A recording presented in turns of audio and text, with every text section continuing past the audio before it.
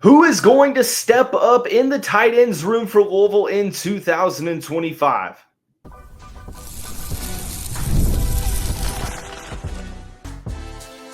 You are Locked On Louisville, your daily podcast on the Louisville Cardinals.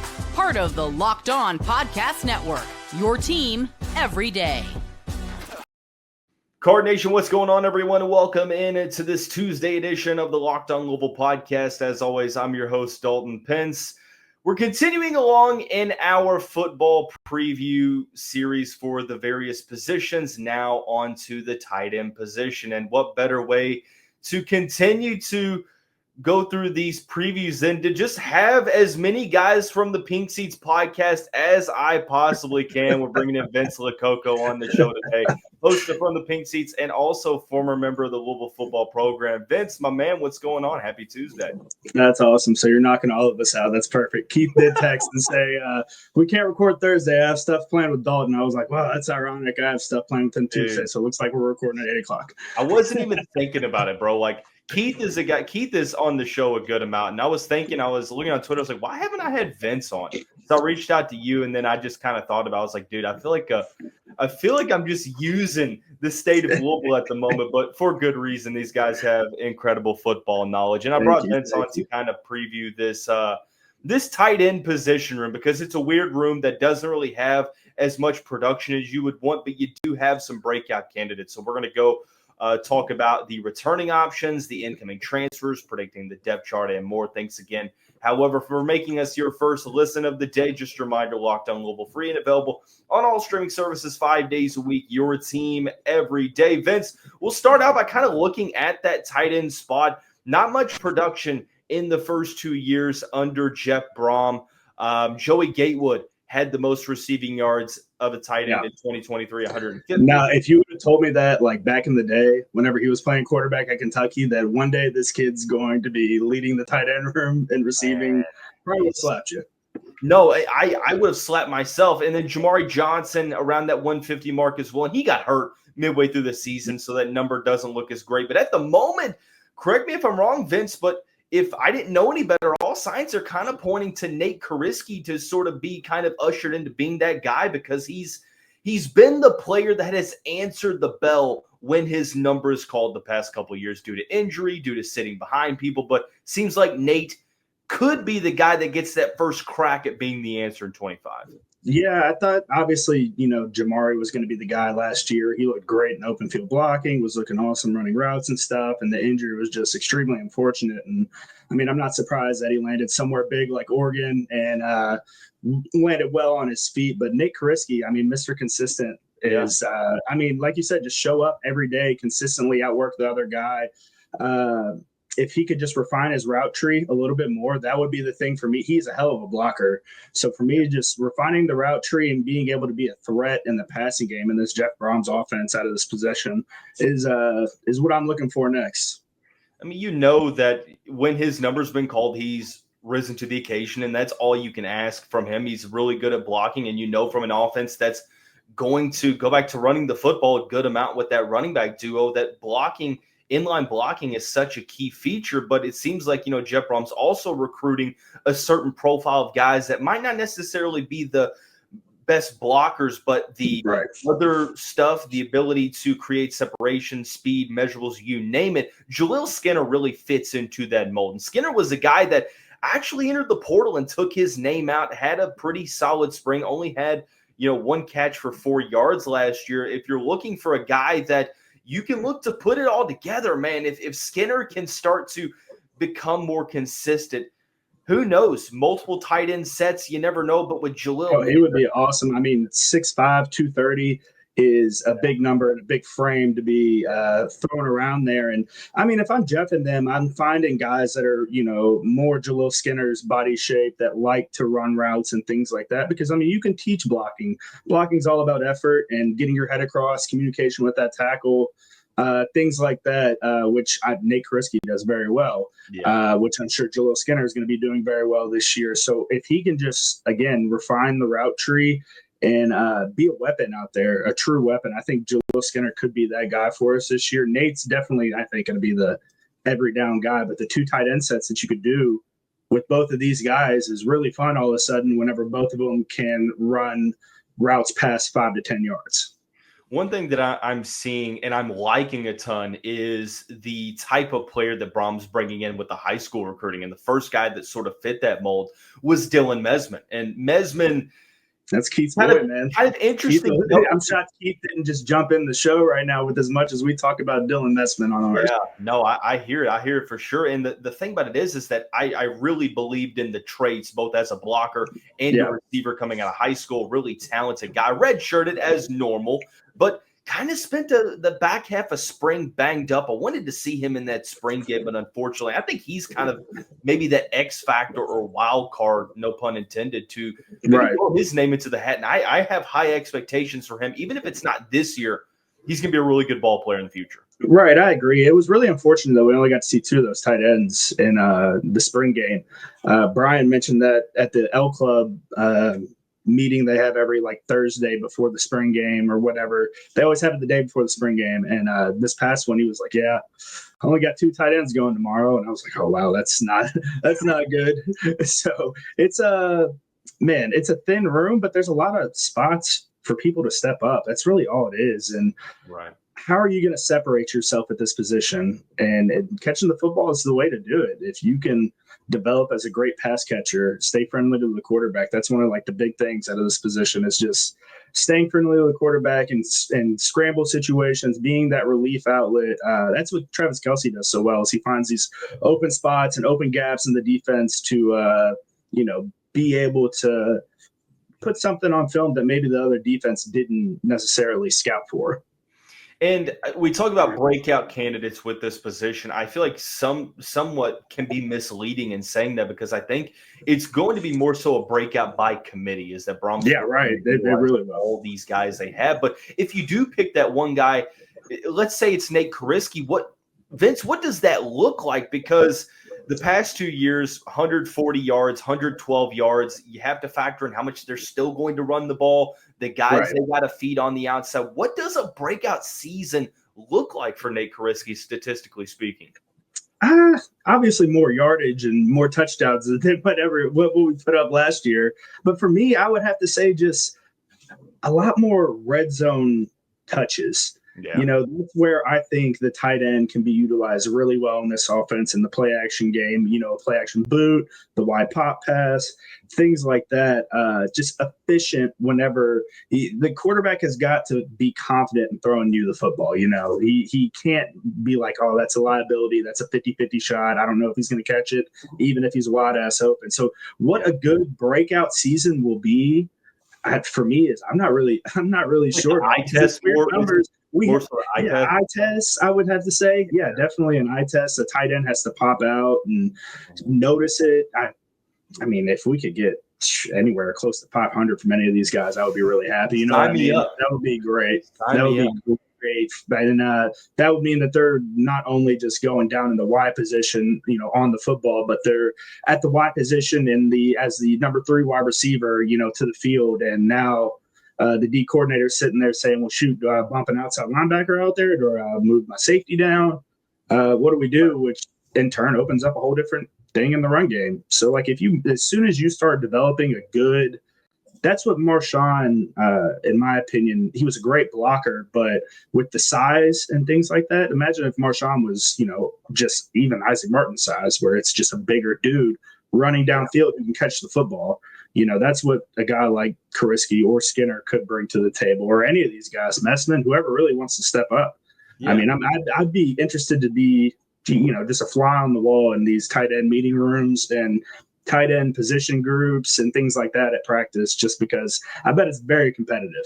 Yeah, I mean, look, I think that there's faith in the guys returning, but from a numbers standpoint, Jeff Brohm went out and completely overhauled this position in the portal, and there's some intriguing option. And there's one player in particular that if he puts it together, you're talking about an all-conference tight end. I'll tell you who that is when we come back on this Monday edition. I'm sorry, the Tuesday edition. Gosh, I'm getting my days mixed up. Tuesday edition of the Locked On Louisville podcast. But first, I want to take the time to tell you about our friends over at GameTime. If you're like me and you decide at the last minute to head to a ball game or a concert, whether it's game day or it's the night before and suddenly you realize you want to be in the stands. Well, that's where GameTime comes into play. It's the easiest way to grab last-minute tickets, and prices even go down right as you get closer and closer to game time. But for me, is I just bought tickets to the Creed concert tomorrow night, unfortunately, in Lexington and Rupp Arena. But we're not going to talk about that. The thing is, I got some pretty sweet deals for the Creed concert down in Lexington on Game Time. So if you're like me and you like to take the guesswork out of buying tickets, go to Game Time. Download the Game Time app, create an account. Use the code LOCKEDONCollege for $20 off your first purchase. Terms apply. Again, create an account. Use the code LOCKEDONCollege, LOCKEDONCOLLEGE for $20 off. Download the Game Time app today. Last minute tickets, lowest price guaranteed. Continuing on along with my guy Vince Lococo from the Pink Seats podcast, and as you can tell if you're looking at this on YouTube, you see that Louisville Football nameplate for certain. But continuing to preview the tight end position, Vince, there are some intriguing guys that the Cardinals brought in via the portal, and I think the one that I'm the most excited about, and this is just based upon the traits that he has. Of course, he's got to put it together. Didn't really play much as a freshman, but Davon Mitchell. If he can put it together, Vince, this guy has a ceiling that busts through the roof. Like, it's incredible, but was kind of, got to Oklahoma last year. Brent Venables said, he was a little bit immature, needed to grow up, which I didn't have it all together at 18 years old. And he mentioned that this spring, something switched. Like, there was a flip that switched, and I like to see, or I switched that flip, sorry. If this guy can put it together, and it's a big if, gosh, he could be your long-term answer for years to come. I mean, and that stuff is all about, in my opinion, the guy who coaches him. Ryan Wallace is a phenomenal coach and connects to athletes very well, particularly a younger guy who's a redshirt freshman. Maybe he didn't enjoy the coaching as much, over at Oklahoma and stuff. And it's like, it's just the offense too. I think we have a lot more of a creative offense, and that might excite the player. Whatever that switch might be, there are a couple of variables that could have likely flipped it for him. And man, like you said, I think he can put it all together because Jeff tends to, his transfer portal pools have been awesome, man. So I have full faith in them when going in the portal. So I'm curious to see what kind of switch. Well, and it could shoot, man. It could just be him selling out on all his blocks. It could be him going out and snagging balls. You never know what could be going on with this kid. I'm excited though. I definitely want to see what he looks like at 250 something, 260 almost. Something that's interesting. He's not listed on the official roster at the moment. Oh yeah. Yeah, I'm looking at the 2025 roster at the moment, and I'm not seeing him on the wrong switch. I hope not. But I literally, I'm on GoCards.com and I'm not seeing him on the roster. So hopefully something will get revealed there. But yeah. I hope it's not anything and just me worrying about it. But hey, man, in this current day, we're like, what is going on? Yeah, that's not good. But speaking of weird like trips to Louisville, weird ways to get here. What about a guy who started out as a quarterback and then transitioned over to tight end when he got to San Jose State? Of course, that's Jacob Stewart, 6'5", 227, 34 catches, 287 yards, and 3 touchdowns. And that's with playing with an all-conference player at wide receiver. I thought Jacob Stewart made the most of his opportunities. Of course, it's going to depend on, well, how much does that skill set translate to the Power 4 level? But right. I think if there's a transfer portal guy that you're maybe banking on to perform right away, Jacob Stewart's probably that guy. Yeah, I like this kid a lot. Older guy, obviously coming in as a senior and everything. But guys that play the best football, in my opinion, are quarterbacks that transition into other positions because they just see the field, see the game in a completely different way than the rest of us football players do. I sure as hell didn't see a field the same way as any of our quarterbacks did. I was just looking ABC, who do I hit and where do I go? They're looking at multiple different things. And like I mentioned, Dalton, staying friendly with a quarterback. Nobody knows that better than a former quarterback and what that means and where all you have to be. So I think his game will transition very well. I mean, football is football at the end of the day. It's just a click faster. Sometimes from the high school to college jump, it's just literally a click faster. So I don't know the jump or what the speed would be for a guy coming up, but I mean, those EKU dudes look just as fast as our Louisville dudes. A lot of times, those the Indiana State team that almost beat us at home in 2018 looked pretty athletic to me. I was at that game, dude. I stayed. I was one of like 50 people that stayed that whole damn game, man. And I'm thinking, it's just an off game, guys. It's monsooning. Well, little did we know that was going to be such a bad year. I just looked online, and according to GoCards.com, back in May, says that Cards signed Davon Mitchell to bolster tight end position. So hopefully that's something. Maybe it's just a clerical issue, but. Another guy that, maybe it's adding to the numbers, maybe it's banking on a player that has the traits, but the statistical production isn't there for a guy like C.J. Jacobson, who was a guy out of Idaho that the Cardinals recruited pretty decently well before he ended up going to Utah. What are your thoughts about C.J.? Do you think that this is a year that maybe it's another type of redshirt type year where he doesn't really see the field much? Is it special teams? I don't know, but likely a special teams guy, for sure. These tight end positions are the perfect guys, especially the guys that can still play, that, can walk and chew gum at the same time, which all these guys can, are the perfect ones to throw out there on special teams because, I mean, they have the perfect body size to run downfield and make an open field tackle, and you don't have to worry about much and things like that. But playing time much this year, like we've been talking about, it's an open competition in my book right now between, whoever wants that second spot, because Nate Kurisky, I mean, has a pretty strong grasp of the one spot. So, yeah, I mean, and that's the beauty of competition. I kind of think back to like the wide receiver battles, like when Tutu and Dez left, like immediately after, like, okay, who's going to rise up and take those spots? It's kind of what it reminds me of. And even outside of the portal, the Cardinals did bring in a guy via the high school class, Grant Hauser from Ohio. And I believe in the traits there as well, especially as a blocker, but it feels like this is a redshirt year for him. Oh yeah, for sure. It seems like this is, and unless he comes out and is the second coming of Rob Gronkowski and Travis Kelce and all these other stud tight ends, which, I mean, shoot, the kid could be. You never know. But I expect him to redshirt for sure. But great size at 6'6", 230. You cut that baby fat off of him that all the high schoolers come in with, that little bit of baby fat that is still left on the body at 18, and then you build it right back up with muscle, and kid's got a great frame. So, I mean, who knows next year, the year after that, how much noise this kid can make.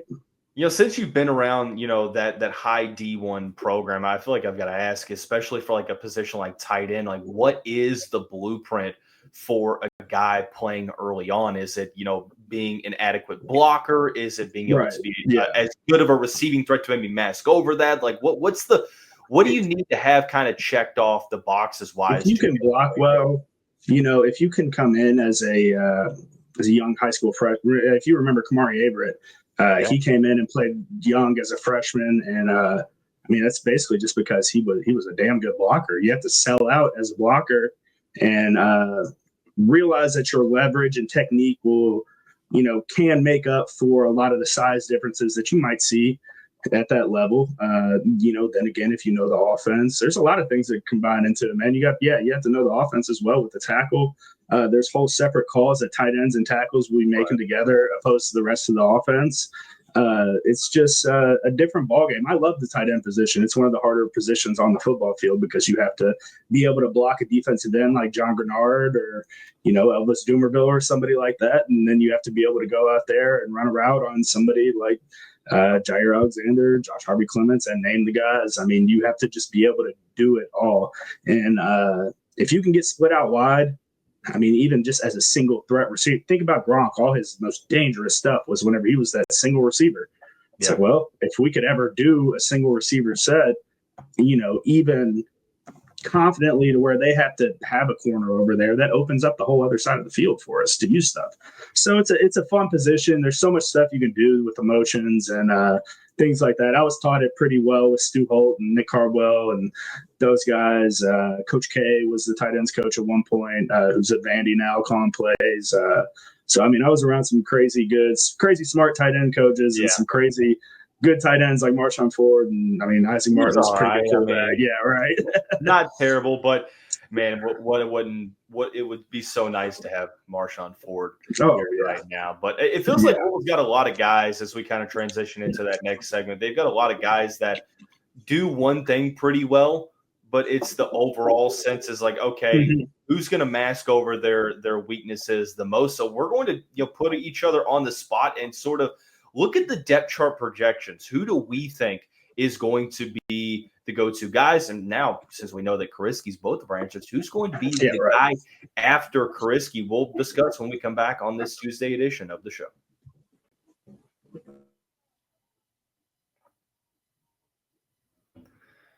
Card Nation, once again, thanks again for making us your first listen of the day. Just a reminder, Locked on Louisville, free and available on all streaming services 5 days a week. Your team every day. Continuing through the position previews with, I guess, from the Pink Seats podcast crew since, I've had Keith on a good amount this spring. Vince is on now. I'm sure this won't be his last time. Jacob, well, we'll throw Jacob in whenever.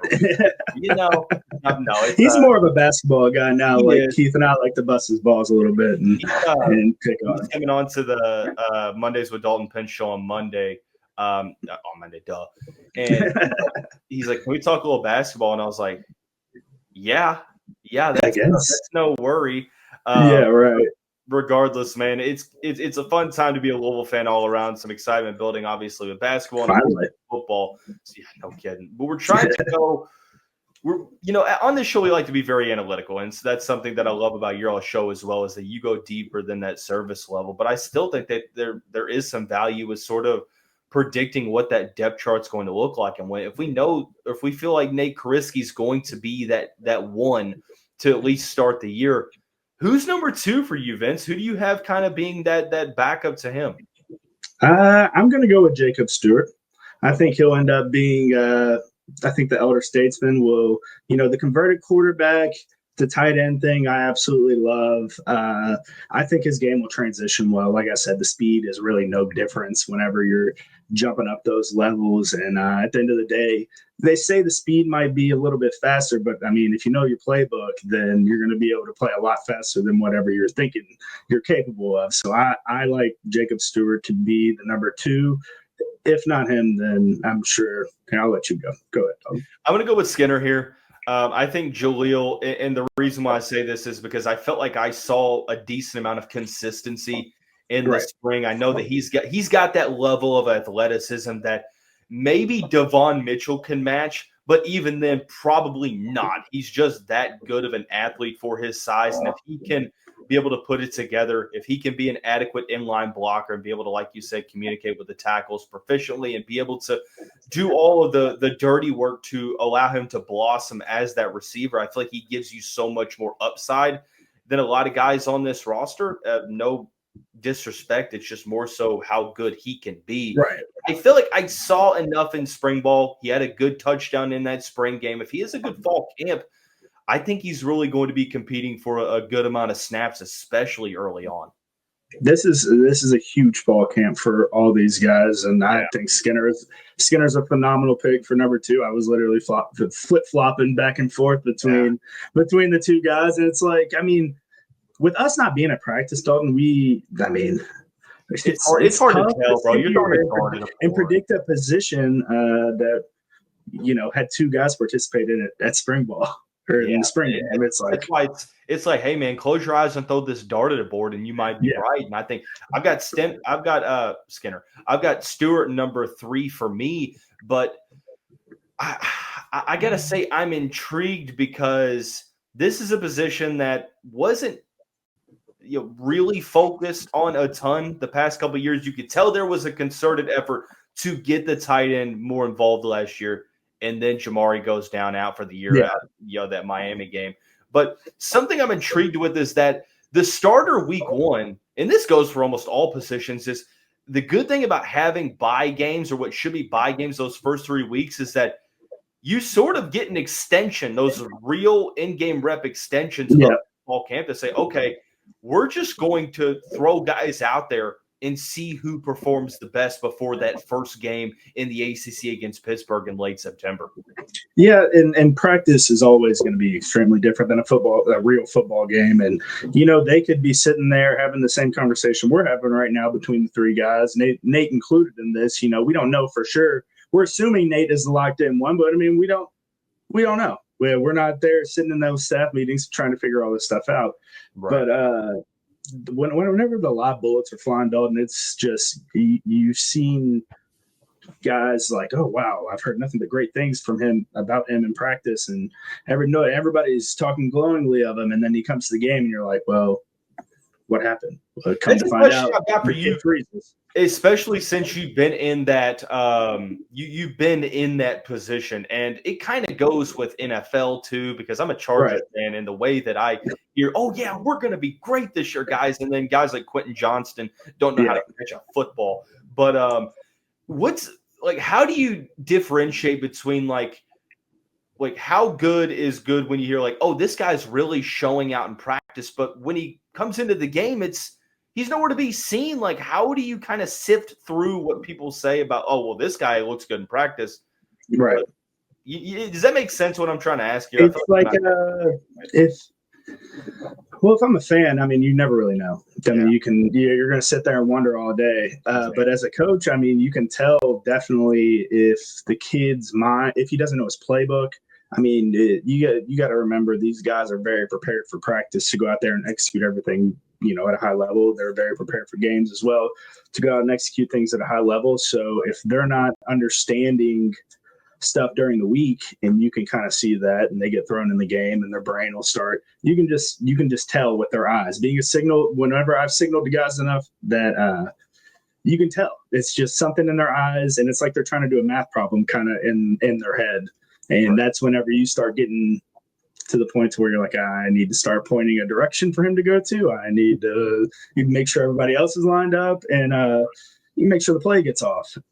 But it's hard to sit there because the kid's going to have to get thrown in the game. That's the only way you're ever going to figure out if stuff's going to work. And, man, you can do your best as a coach to put a kid in the right situation to succeed and everything, but it's up to the kid to go out there and succeed at the end of the day.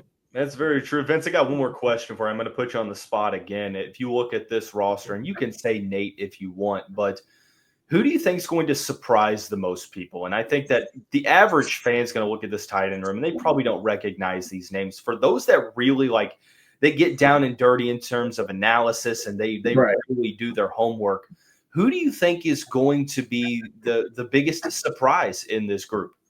Well, Keith will want me to say Dylan Messman. So whenever he listens to this back, I'll say Dylan Messman to satisfy Keith, and then everybody else can just skip to this point. Go ahead and turn this off real quick. Just pretend Dylan Messman's the guy I say, Keith. But, man, I'm going to go with any of those top three. I'm not going to cop out and say Nate, but I know I just said Stewart's going to be the guy I think is number two, but I think Skinner could be the guy that surprises us the most in the passing game. You've mentioned it, just his athletic ability, being able to match Mitchell in that realm. And who knows, man, I would love for Mitchell to surprise me, really love for Mitchell to surprise me. He's got that NFL potential. I get it, but there's the term NFL potential gets thrown out there so much where it gets watered down. But this guy's got it. It's just a matter of whether he can reach down deep. I would be surprised by all of them and coming out and having a great year. So like you said, where's the bar at this room? I don't think we have had a bar set at the tight end room. Marshawn was always the guy. If Sat was still here, you'd be able to sit here and say, well, we need him to put up Marshawn Ford numbers. We need him to do that and this, what Marshawn did. But now I feel like we're sitting here scratching our heads what is a productive tight end going to look like in this offense? And I've been saying it on our show that it's just going to unlock a completely different ballgame for us in the pass game and in the run game, being able to run out of shotgun with the tight end out, split out wide, being able to throw the ball with the tight end split out wide. I think that's stuff that can really just change the football game for us. Oh, I definitely agree there. Vince Lococo from the Pink Seats podcast and former Louisville Football Cardinal himself. If you can't tell if you're watching this on YouTube, that sick jersey with the wings is what it was. Like Jacob's making me have to decorate everything. It used to just be this green wall. So Jacob, man. Yeah, he's bringing me in, man. He's making me all official. He got me this nice mic and nice camera set up and everything now. So I kind of look like I do a podcast now instead of just doing it from a laptop. Hey, just two dudes talking ball, man. Yeah, if this would have been last week, I probably would have had like my PS5 mic plugged in and looked like a coach that I could have threw. Yeah, so.